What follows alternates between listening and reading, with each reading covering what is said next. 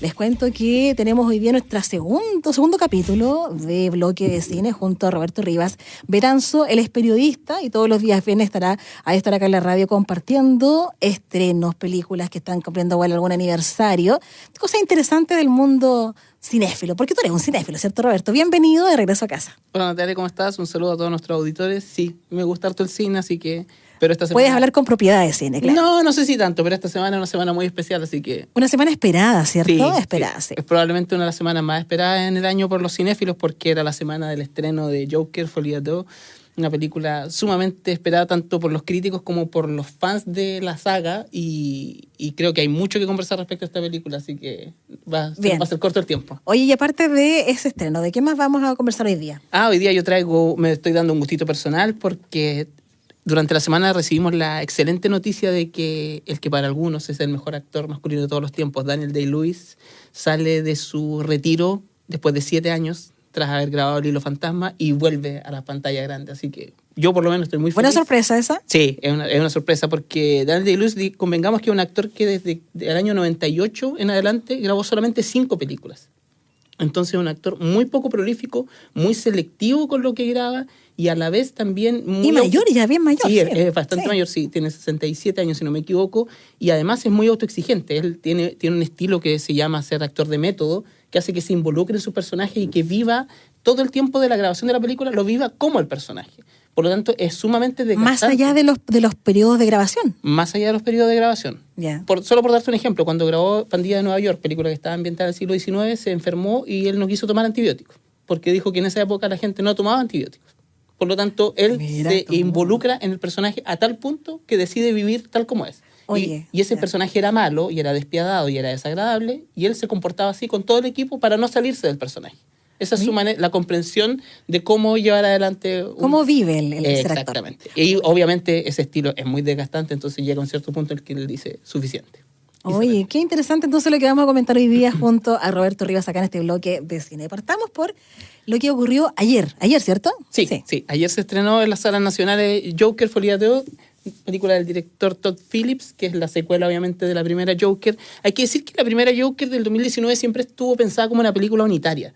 Ahora, claro, cuando la película recauda más de $1 billón, yo entiendo que tanto productores como actores dijeron que podríamos darle una segunda vuelta.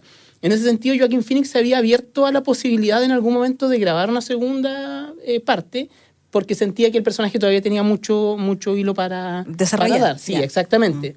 Pero fue una conversación que se dio de alguna manera y que recién hace un tiempo ya se concretó y se decidió que iba a ser un musical. Y creo que esto es importante porque a mí me tocó ayer estar en la sala y había mucha gente sumamente sorprendida del hecho de que hubiera tantas canciones. Y en rigor, si bien tanto el director como los actores se han resistido a llamarlo musical, sino que la llaman una película con canciones, es para todos los efectos un musical. Es una película que a través de las canciones va contando una historia tal como fueron los... ¿Y por qué entonces esa resistencia a aceptar que es un musical, crees tú? Porque yo siento que el musical en el fondo es un estilo que responde a otra época y que es bastante poco popular. O sea, no sé, hoy día una película como La La Land. Claro, exactamente. O no sé, Jesucristo Superestrella, son películas que hoy día no necesariamente caen tan bien, particularmente porque estamos hablando que el Joker es un personaje de nicho. O sea, es un personaje que viene del cómic, viene del mundo de Batman, por lo tanto... hacer una amalgama entre ese público objetivo y un musical, yo entiendo que es medio improbable, pero claro, cuando tenéis a un prócer como Joaquin Phoenix detrás, se entiende que... Ganador de Oscar también, ¿cierto? Sí, ganador de Oscar justamente por esta película. Entonces tenemos el estreno de Joker, que justamente tiene en su cast a Joaquin Phoenix, que hace el personaje de Arthur Fleck, y a Lady Gaga, que hace de Lee Quinzel, Harley Quinn básicamente, y es una película que, como te decía, es una secuela de la primera, que tuvo 11 nominaciones al Oscar y que ganó 2, mejor actor, justamente como mencionabas tú, de Joaquin Phoenix, y ganó mejor banda sonora original. Y esta película arranca con Arthur Fleck, que es en el fondo el Joker, detenido en el histórico Arkham Asylum, que ahora cambia de nombre y se llama Arkham State Hospital, esperando el juicio por las 5 muertes de la primera película, las 5 personas que mata el Joker, incluida el personaje de Robert De Niro, Murray Franklin, que es el que mata en vivo y en directo en la transmisión televisiva. Y él tiene una abogada, que es Marianne Stewart, que dice que lo que tiene que hacer él es probar que él tiene un desorden de personalidad y que por lo tanto los crímenes que cometió no los cometió Arthur Fleck, los cometió su alter ego, su problema psiquiátrico denominado Joker. Y en una sesión de terapia musical que existe al interior de este hospital, de este psiquiátrico, él conoce a una chica que se llama Harley Quinzel, que es Lady Gaga, y ella le cuenta a Arthur que él crecieron en el mismo barrio, que tuvo un padre abusador y que ella fue apresada tras quemar la casa de sus padres. En el fondo, por ese lado lo engancha y le demuestra una cierta sensación de cercanía, que después se prueba que no es tal, pero por ese lado ella... Hacen match ahí. Ya. Exactamente. Después, mientras están viendo una película en el hospital, se produce un incendio por razones que van a descubrir quienes vean la película, y ahí intentan escapar. Y entonces, a partir de esto, se da una entrevista en la que Arthur canta, enamorando a Harley, a Lee en este caso, y después de eso inicia el juicio. Y ahí, obviamente, después la película se desarrolla y tiene sus 3 actos como toda película. Sin embargo, me voy a detener en eso porque la película es un musical. Y es importante que la gente lo sepa porque yo anoche escuché el murmullo de alguien que dijo así como, ¿van a cantar de nuevo? Claro que van a cantar de nuevo, claro que van a cantar de nuevo, porque es un musical. Y el público, mucho público, parecía no estar enterado de esto. Entonces eso yo creo que es el primer aviso que le vamos a enviar a nuestros auditores, a aquellos que no lo hayan visto. Es un musical, vayan preparados para escuchar muchas canciones, más de la mitad de la película. Oye, lo que uno ha visto en la prensa, un par de críticas, aparentemente no cumplió con las expectativas de lo que se esperaba. Si entramos ya al diagnóstico y nos ponemos pasalaco, ponemos nota, la película en el mejor de los casos es mediocre. Yeah. Primero, la película es peor que la primera, y la primera ya no fue buena. Porque es una película que tiene un argumento débil y tiene escasa idea interesante. En el fondo, el guión tiene muchos agujeros. Hay muchas cosas que no se explican. Hay muchas cosas que vagan por el aire, que son como cosas etéreas, que no tienen ninguna sustancia, que de alguna forma no aportan nada, pero que también no tienen repercusiones ni consecuencias. Son cosas que suceden como de forma... O sea, ni siquiera te van como, no sé cuál es el término técnico, pero como captando el interés, la atención. No, la película está bien filmada y por supuesto que transmite este aire medio claustrofóbico, medio inquietante, pero en el fondo el director toma una decisión que es contar la vida como previa de Arthur, antes de ser el Joker, como de contar su historia de vida. Y esa historia ya lo hizo en la primera, con un éxito más o menos, y ahora replica lo mismo. Por lo tanto, en el fondo la película se siente un poco redundante. Es como otra vez está contando lo mismo, pero como una variante de lo que había dicho antes. Por lo tanto, el personaje Joaquin Phoenix es un actor bastante como... No hay medias tintas, o te gusta o no te gusta. A mí me gusta, me parece un actorazo. De hecho, hay una película de él que se llama Two Lovers, que se la recomiendo a todo el mundo, está en Prime Video, es una hermosa película. Sin embargo, es más de lo mismo. Nuevamente aparece con esta risa inquietante, nuevamente aparece como un personaje atormentado. Por lo tanto, si a ti te cargó el personaje de Joker, no te va a gustar. No te va a gustar porque es más de lo mismo. Es más de lo mismo. Y en ese sentido, lo que termina pasando es que el guión, al igual que en la primera entrega, deja mucho que desear. Bien, seguimos acá conversando con Roberto Rivas en este bloque de Cine aquí en De Regreso a Casa, 18:16. Nos vamos a la música y seguimos analizando Joker, la película que se estrenó ayer. 18:20, seguimos aquí en UFRO Radio. Les recuerdo nuestro WhatsApp, más 569-7141-5007, más 569-7141-5007. Podría contarnos igual la gente al WhatsApp si es que fue a ver la película y sus reacciones también al respecto, ¿no? Para que nos vayan comentando ahí al WhatsApp y lo comentamos acá luego al aire. Seguimos junto a Roberto Rivas, periodista, comentando este estreno de Joker 2. Sí, bueno, vamos a seguir eviscerando esta película porque no todo puede ser bueno. Y volviendo a lo del musical, la sensación que queda cuando uno la ve es que de no ser por los episodios musicales, la película no tenía más de 45 minutos de metraje. O sea, en el fondo la historia es pobre, es débil y claro, o sea, llega un momento en que las canciones la sostienen, pero no se entiende mucho. O sea, de verdad la película es muy débil en ese aspecto y lo que lo sostiene quizás es Lady Gaga. Oye, sí, Lady Gaga, cuéntame un poquito acerca... Bueno, sabemos que ella es una tremenda artista, actriz también, ¿cierto? Compositora, es tremenda Lady Gaga. ¿Qué tal estuvo en su rol acá? La semana pasada, de hecho, el viernes, si no me equivoco, ella lanzó un álbum. Harley Quinn, sí. justamente, que es un álbum que es precisamente la banda sonora que incluye varios covers y 2 canciones originales que efectivamente aparecen en el score de la película. Sí. Yeah. Y lo que pasa con Lady Gaga es súper frustrante porque el personaje es muy bueno y su actuación es destacada, tanto en lo vocal, en cuando canta, como en el personaje, en el desarrollo como actriz. De hecho, ella dice que cantar en este caso le costó mucho porque necesitaba cantar como una persona que no estaba en sus 5 sentidos. Por lo tanto, no podía aplicar las técnicas de canto que ella ocupa en el escenario, sino que tenía que cantar como una persona perturbada. Entonces, Wow. claro, ahí hubo un desarrollo súper interesante. El problema es que el personaje, nuevamente por el guión, es sumamente unidimensional. O sea, en el fondo el guión la perjudica. Yo creo que Lady Gaga, considerando que esta cosecha 2024 de películas no ha sido tan pródiga, podría haber sido una carta súper buena para ser mejor actriz de reparto.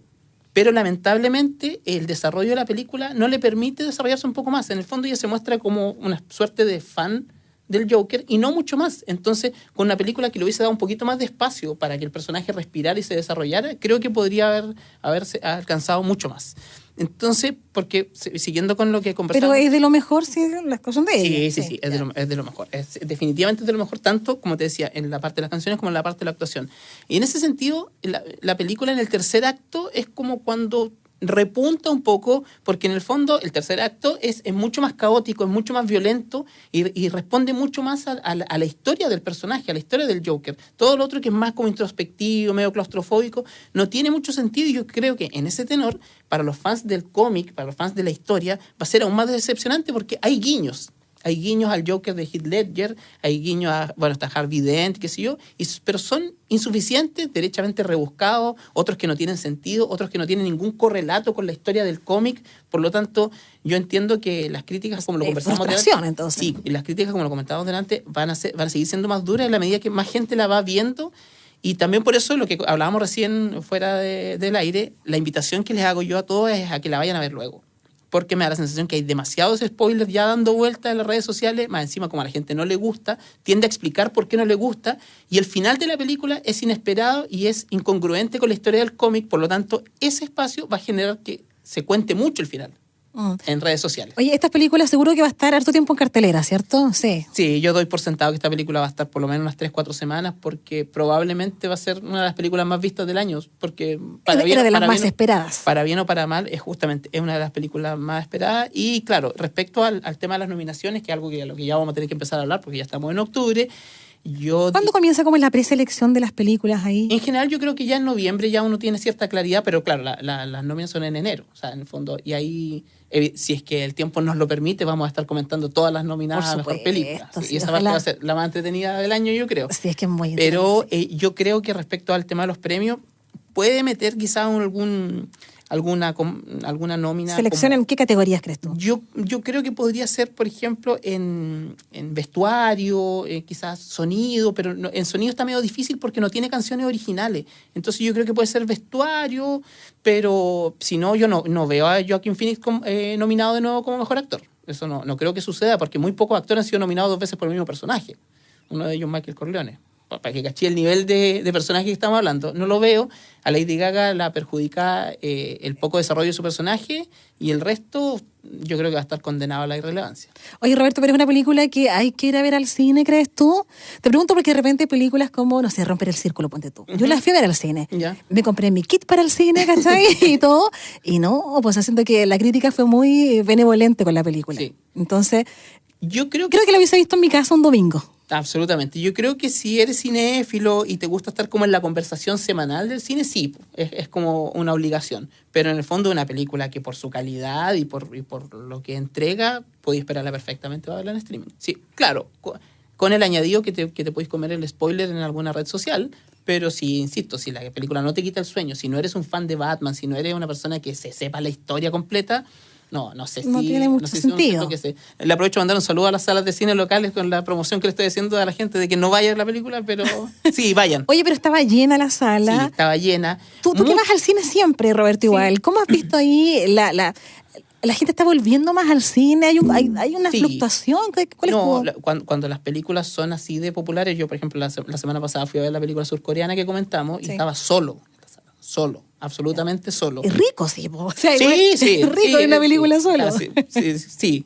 A mí por lo menos me gustó mucho. Y ayer estaba repleto, creo que había muy pocos asientos. Asientos ocupados, ya. Igual la invitación es a bajarle el brillo al teléfono, por favor. A los señores asistentes. Sí. Y a la comida también. A mí me gustan las palomitas, no seré yo quien los juzgue. Igual es diverso lo que de gente come. Te falta sacar el pollo asado nomás. Sí, exactamente. Sí, claro, que alguien se ponga a vender dentro de la sala, pero sí, por lo menos el tema del brillo del teléfono yo creo que es importante, y lo otro, el tema de las palomitas igual, es como ya está medio exagerado. Bueno, ayer igual la sala estaba repleta, entonces en ese sentido igual se justifica un poco, pero Pero sí, bajemos el brillo al teléfono. Yo creo que esa es la solicitud de este programa. Sí, de esta muy bien, versión. no, pero las palomitas le van con el cine, ¿cierto? Por lo menos acá en la cultura en Chile, uno en los cines consume palomitas, ¿cierto? Sí. Esperable. Bien, seguimos acá de regreso a casa junto a Roberto Rivas comentando películas y también se viene pronto esta efeméride, ¿cierto? Con este actor que vuelve al cine.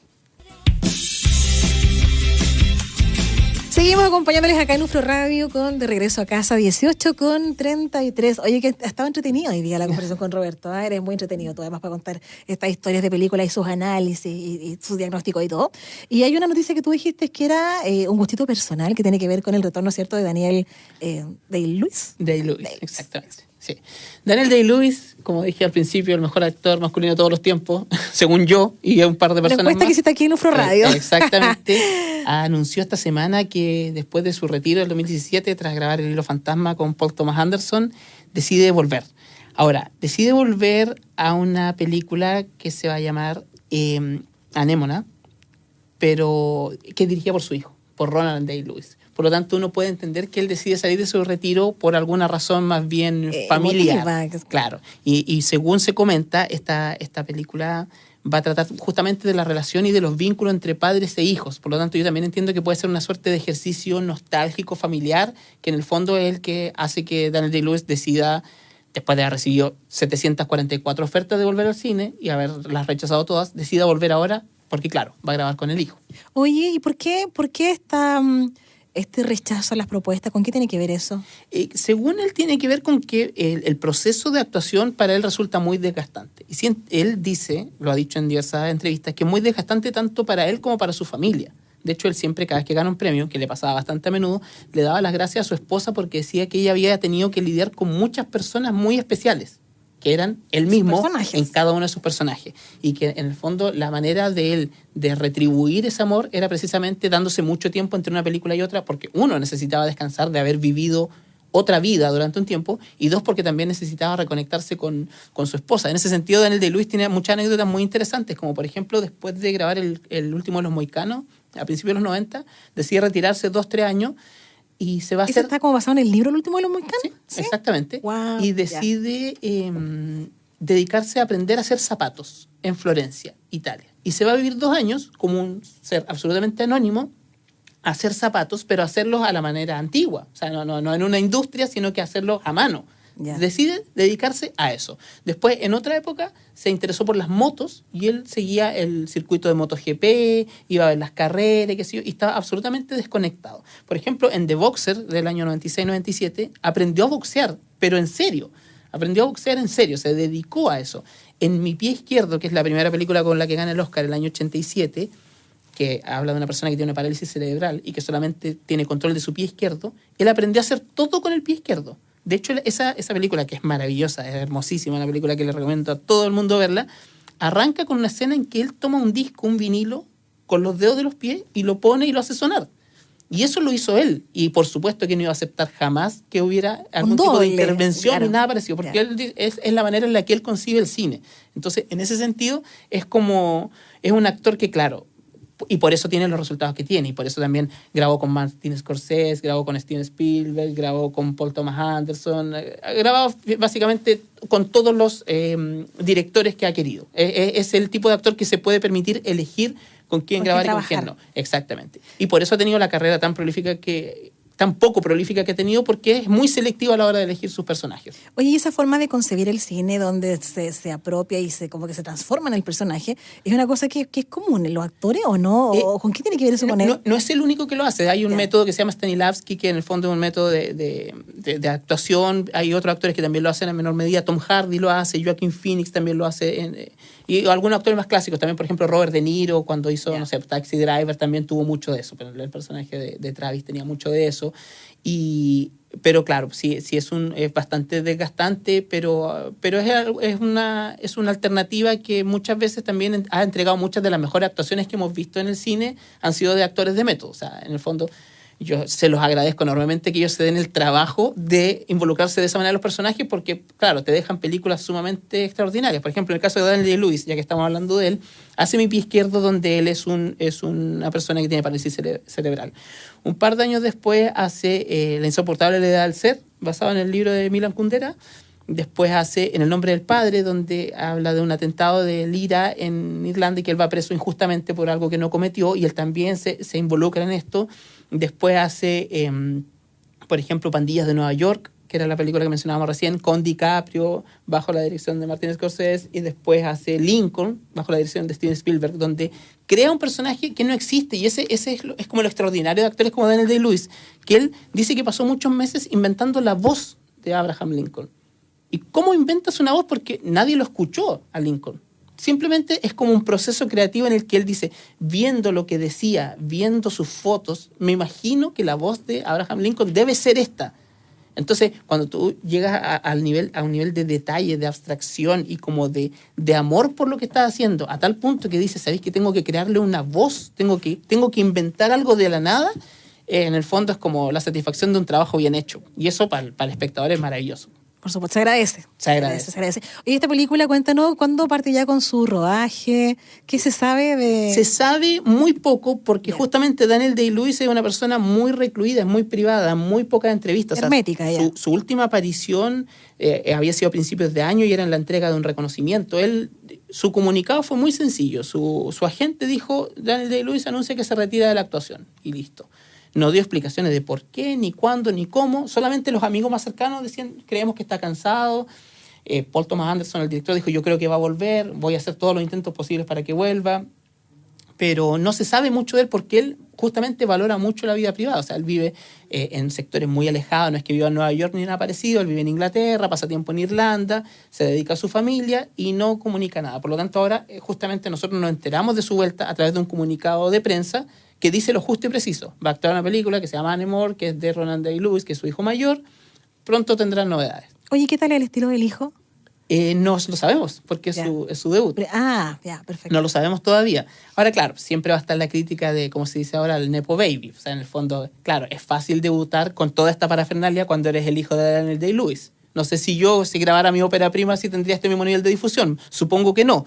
Pero claro, en el fondo yo prefiero esperar, porque ha habido películas de hijos de muy malas, pero también ha habido otras muy buenas, así que... Claro, o de hermanos también. O de hermanos, claro, exactamente. Sí. Sí. Oye, ¿recomendado entonces? No recomiendas que vayan a ver el Joker 2. No sí, que la vayan a ver, sí, pero que bajen la expectativa un poco. Sí, yo creo que hay que ir con el corazón bien abierto, sí, sobre todo si eres fan del Joker, porque el final, y eso me faltó decir, el final es medio inesperado, pero no le va a gustar a los fans de la saga, del cómic, no les va a gustar. No les va a gustar, entonces vayan preparados para eso. Pero sí, la invitación es que siempre la gente que vaya al cine. No hay mejor manera de opinar de algo que habiéndolo visto y pudiendo comentarlo. Aparte que está en todas las salas, ¿cierto? Sí, está en todas salas. Va a estar en todos lados esta película por varias semanas. Excelente, Roberto. Oye, brillante participación hoy día con tu bloque acá de cine. Súper bien. Muchas gracias por acompañarnos hoy día acá en De Regreso a Casa Afro Radio. Nos vemos el próximo viernes. Eso. ¿Tienes alguna cosa ya vista o nos vas a sorprender? Yo creo que hay un clásico por ahí que cumple años. ¿Ya? Que creo que cumple 30 años, según me informaron en un grupo de WhatsApp. Ya, dejémoslo sorpresa. Sí, dejémoslo sorpresa, pero yo creo que esa la vamos a comentar. Excelente, gracias, Roberto. Vale. Bien, nos vamos a la música nosotros y seguimos acá en el 89.3 UFRO Radio.